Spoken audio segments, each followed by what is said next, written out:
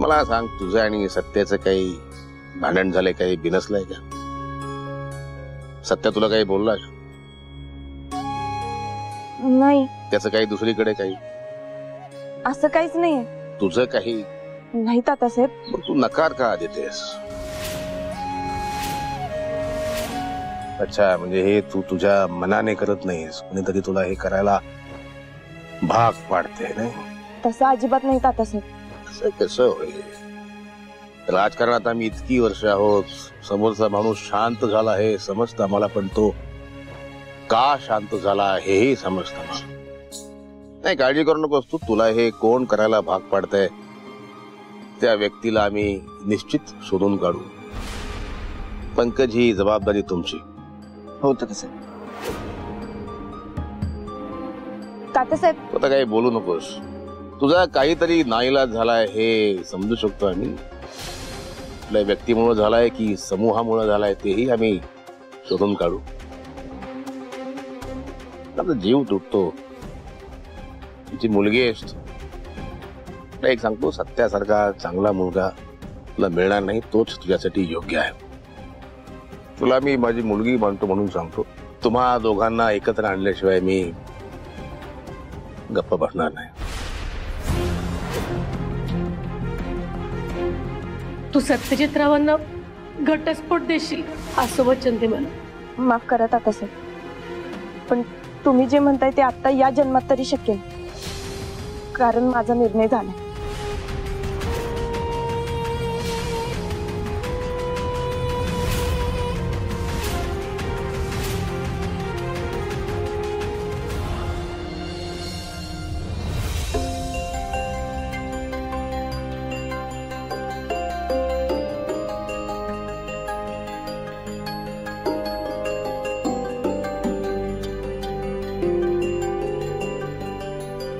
तुमचा divorce file करून 8-9 महिने झाले असते, बरोबर ना?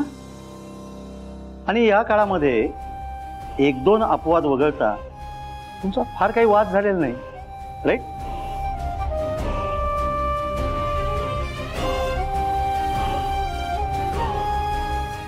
झालेत ना? नाही म्हणजे होय तसे झालेत. कालच झालेत. आणि त्याआधी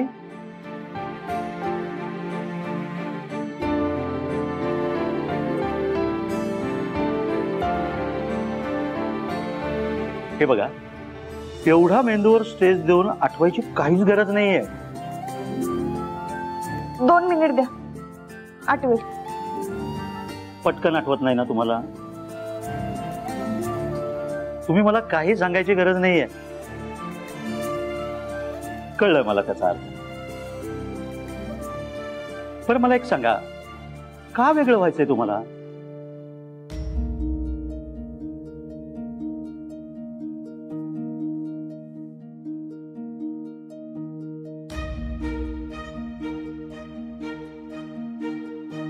सर, मुळात आमचं लग्न तर आमच्या मर्जी विरोधात झालं.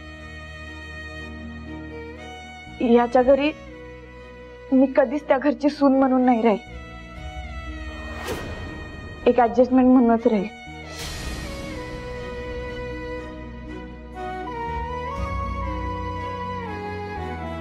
हे बघा, चित्रा मॅडमच्या रिपोर्टनुसार त्या घरची सून म्हणून तुम्ही उत्तम प्रकारे जबाबदारी पार पाडत होतात.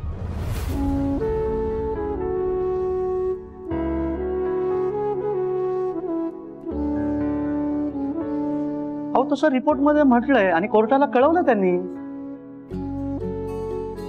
हे बघा, तुमच्या भांडणाचे पुरावे तुमच्या वकिलानं मला द्यायला हवे होते. उलट पक्षी तुमच्यामध्ये डिस्प्यूट नाही असे पुरावे मीच तुम्हाला देतोय.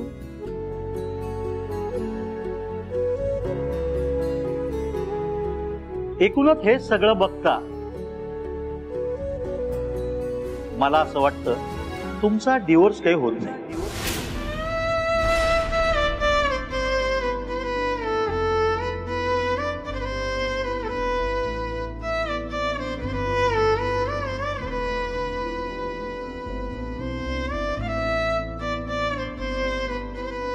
तू सत्यजितरावांना घटस्फोट देशील असं वचन दे मला.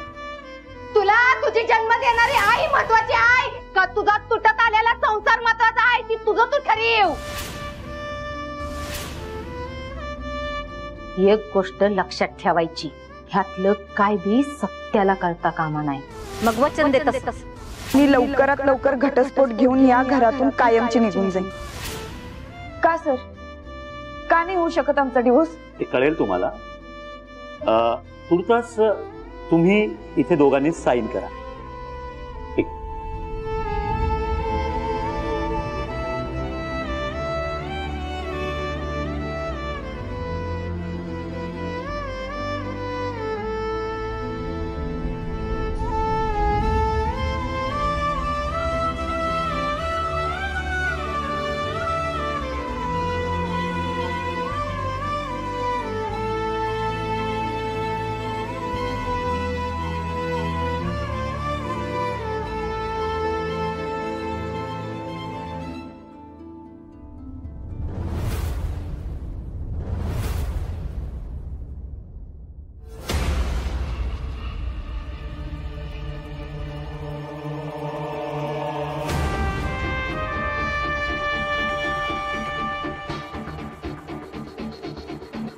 मंजू, कधी आलीस तू?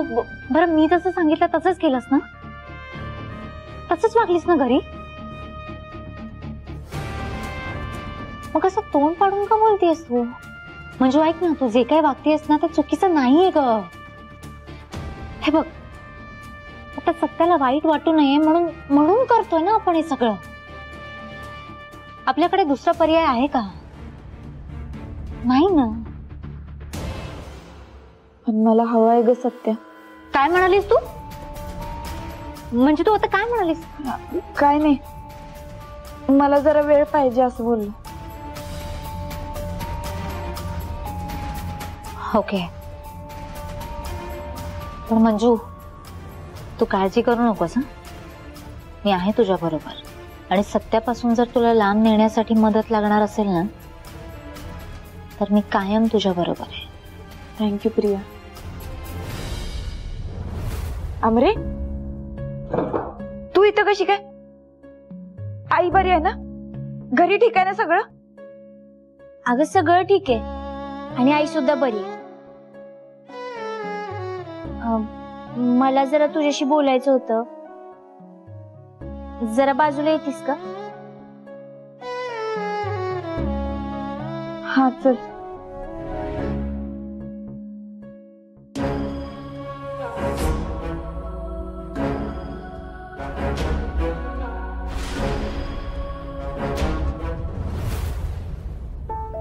बस. काय झालं? जॉबचं टेन्शन?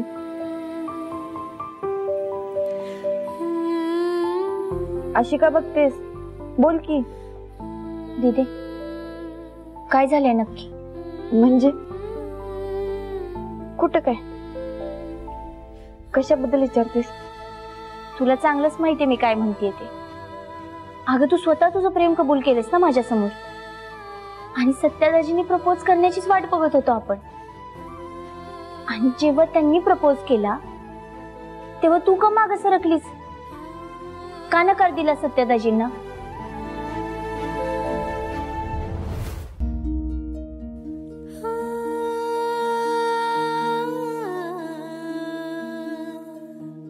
दिदे, तुला शपथ आहे माझी. काय झालंय नक्की? का नकार दिला तू सत्यादाजींना? अमरे, एवढं शपथ बिपत घेण्यासारखं काय झालं नाही. माझं मन बदललं. दिदे, तुझी ही उत्तरं ऐकायला नाही आली मी इथं. याआधी तू प्रत्येक गोष्ट मला सांगितलीस ना ग. मग आता का नाही? तुझं जर खरंच माझ्यावर प्रेम असेल ना, तर तू सांगशील काय झालंय ते. अमरे, अगं माझा गैरसमज झाला होता सत्याच्या बाबतीत. आमचं नातं कधीच जुळलं नसतं म्हणून नकार दिलाय. दिदे, अगं तू लाख खोटं बोल ग, पण तुझे डोळेत ना सगळं खरं सांगतात. मला माहितीये ना, या सगळ्याच्या मागं त्या आत्याचा नाहीतर मम्मी साहेबांचा हात असणार. त्यांनीच मिठाचा खडा टाकला असणार. लय कपटी बाईक आहेत त्या. स्वतःच्या स्वार्थासाठी ना कुठल्या पण थराला जाऊ शकतात. अमरे, तुला माझी शपथ आहे, तू कुणालाच काही बोलणार नाही. असं समज का मी हे सगळं फक्त तुमच्या दोघींसाठी करते, कारण तू आणि आई माझं जगात, दुसरं कुणीच नाही माझं.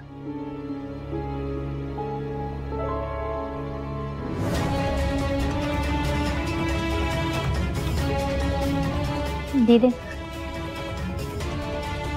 तू नको काळजी करू. नाही बोलणार मी कोणाला. पण तू एक लक्षात ठेव, अजिबात हार मानायची नाही. तुझ्या हक्काचं तुला नक्की मिळणार. आपण मार्ग शोधून काढू. नाही अमरे, आता कुठलाच मार्ग नाही काढायचा. मला सत्याकडे जाणारे सगळे मार्ग बंद करायचे आता मला. कारण तुझ्या आणि आईच्या पलीकडे दुसरं जग नाहीये माझं. तू आता जास्त विचार करू नको. जा घरी, मला बी काम होतं.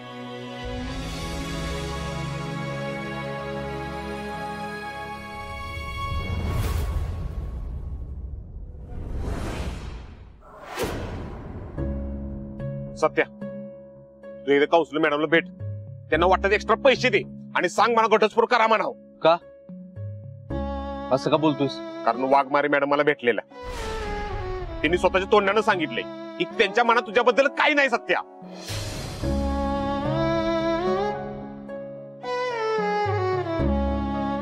माहितीये मला ते आधीच बोलल्यात मला तसं. तू मला परत कशाला सांगतोस ते? काय बोललं तुला ते? अरे त्यांनी मला आधीच क्लिअर केलंय की त्यांना घटस्फोट पाहिजे. मग मी काय म्हणतोय, आपण बी कशाला सॅड राहायचो उगाच. आपण एन्जॉय करू. भावा, तू मला म्हणत होतास ना की एवढे दिवस मी तुला पार्टी दिली नाही. आज माझ्याकडून तुला पार्टी. थांब, हे घे भावा. अरे घे घे की.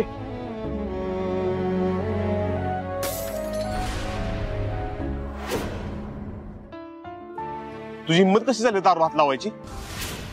पुरीसाठी एवढा खोळा होणार असं तू? बलमा,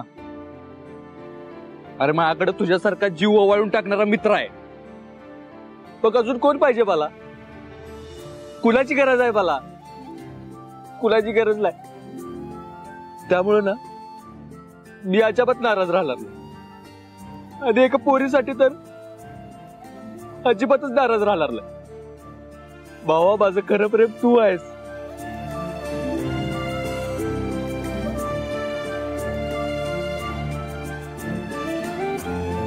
सत्या, माझ्यासाठी एक काम करशील? वाघमारे मॅडम विसर. सत्य, विसरतो. तुझ्यासाठी विसरतो भावा.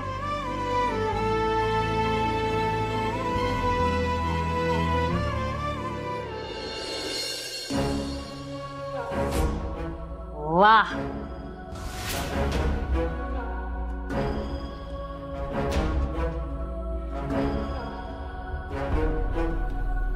माया सुर्वेच्या हातचं जेवण म्हणजे काही विषय आहे का? एकच नंबर. अभिनंदन अभिनंदन सुरवीनबाई.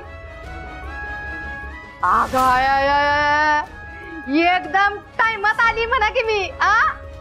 अशी तू टायमाची पक्कीच आहेस बघ. सेलिब्रेशन करायला आम्ही माझ्या स्वतःच्या हाताने स्वयंपाक बनवलाय.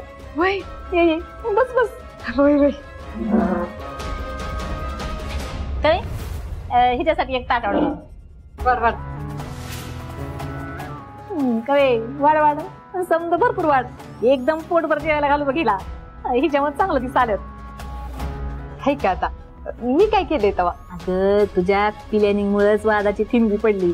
आता माझा सत्या आणि तुझी भाजी कायमच वेगळं होणार बघ.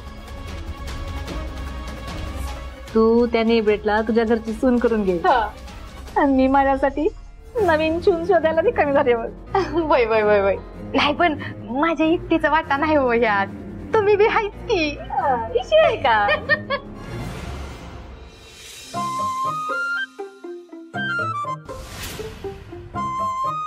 मी काय म्हणते सेलिब्रेशन करायचं काहीतरी मेशिंग वाटते का नाही? म्हणजे काहीतरी असं वेगळं पाहिजे होतं. हाय का आता आता काय ढोलता जाणता का? अगं ढोलताशी नाही, गुलाल पण उधळायचं आपल्याला, पण ती घटस्फोटाच्या दिवशी. आता असं वेगळं काहीतरी पाहिजे सेलिब्रेशन करायला. होय काय काय बरं?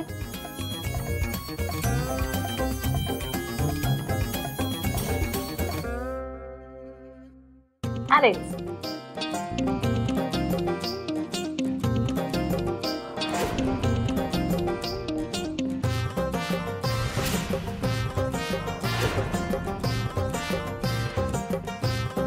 कोशिंबीर कमी वाटते आहे का नाही? हा कोशिंबीरच नाही. हा तेच आणायला गेले असत्या.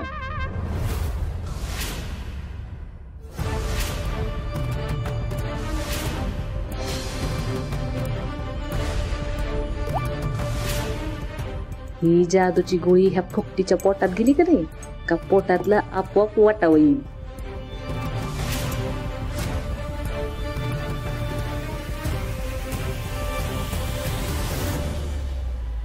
स्पेशल सेलिब्रेशन तुझ्यासाठी स्पेशल बनवलंय माया सुरवीनी. बया काय हाय ही? रगात असल्यावानीच दिसतंय. कुणाचा हाय? वय वय तुमच्या दोघींना बी चांगलं शोभल बघा पहिला.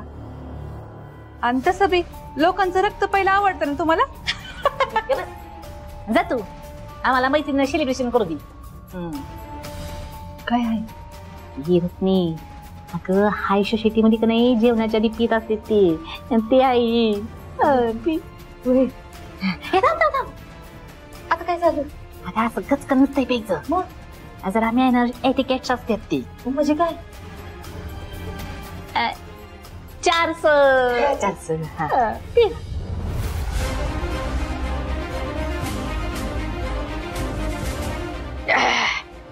बया कसलं लागतंय ही?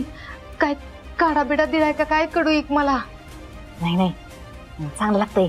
पी आणि तसं समज, पण पिल्यावर जी काही मज्जा येते का नाही एकदम शर्गात असते वाटते. शर्गात पी.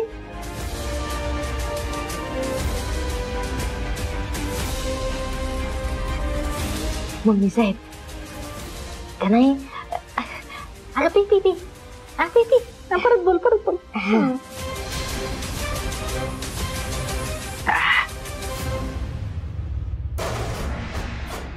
कसं एकदम फिलिंग सारखाच.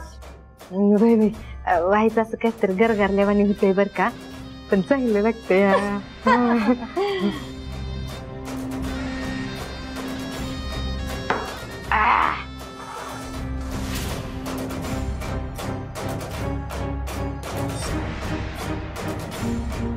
तुम्हाला एक सांगू का मम्मी साहेब, माझं अजून एक काम झालं का नाही की मी रोज अशा पार्ट्या करणार. आपण दोघे मिळून करू की? ते नाही कुठलं का?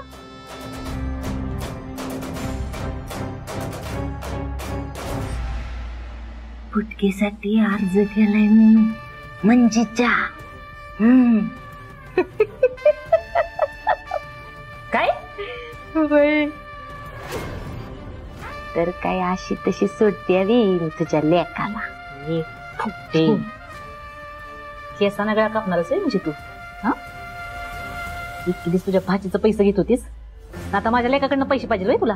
अगे माया, कसं असतंय, बायकांचा अधिकारच आहे तो. घटस्फोट घेताना पोटगी द्यावाच लागती.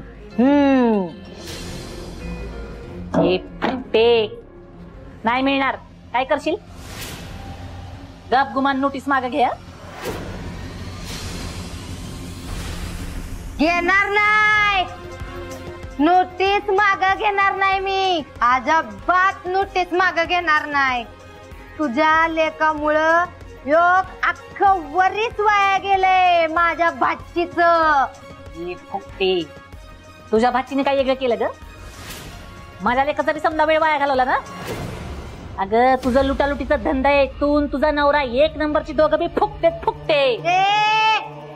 फुकटे कोणाला म्हणती गा? तू तर काय इकडे आहेस? हा, तू काय कामाला जातेस मी? तू बी घरातच बसून असतेस की समद्यांचं कान फुकत साड्या लावत? ए शिपुर्डे, माझ्या घरात येऊन माझ्या रावा चढवतेस आहे? साप निघालीस तू, साप. वय हायच मी साप. माझा जर शिपटीव पाय दिशील तर असं डसेन की ना तुला. असं फनाट ठेचून काढीन ना तुझं, का तुला कळायचं बी नाही. नाही तुझा माज उतरवला ना तर नाव सांगणार नाही माया सुर्वे. मी बी नाही तुझा काट्यानं काटा काढला का नाही तर मी बी नाव सांगणार नाही. रत्ना काटे. ए हो बाहेर निघ, चल निघ. मम्मी आता चला. जात नाही. ती मला फुकटे म्हणते. निघ. पोडगी मागती बाई मला. बघतेस कशी पोटगी घेते ती.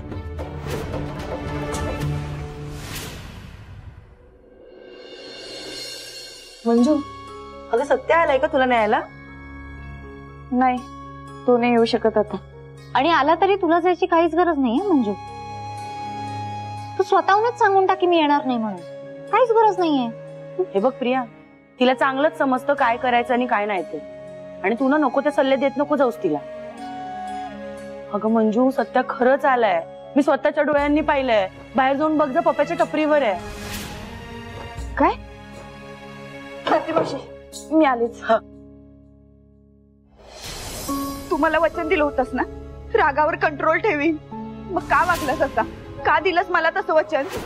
वाघमारे, मी तेव्हा तुम्हाला वचन यासाठी दिलं होतं कारण तेव्हा आपल्यात काहीतरी नातं होतं. पण आता या नात्यासोबत ते वचन सुद्धा कायमचं संपलंय असं समजा. तुम्ही तुमच्या मर्जीच्या मालकी नाही ना, तर मी बी माझ्या मर्जीचा मालक आहे. आणि तुमच्या समोर काय, अख्ख्या साताऱ्यासमोर गुंडेगिरी करणार. तुम्हाला काय करायचंय ते करा. तू सत्यजितरावांना घटस्फोट देशील असं वचन दे मला. मंजू,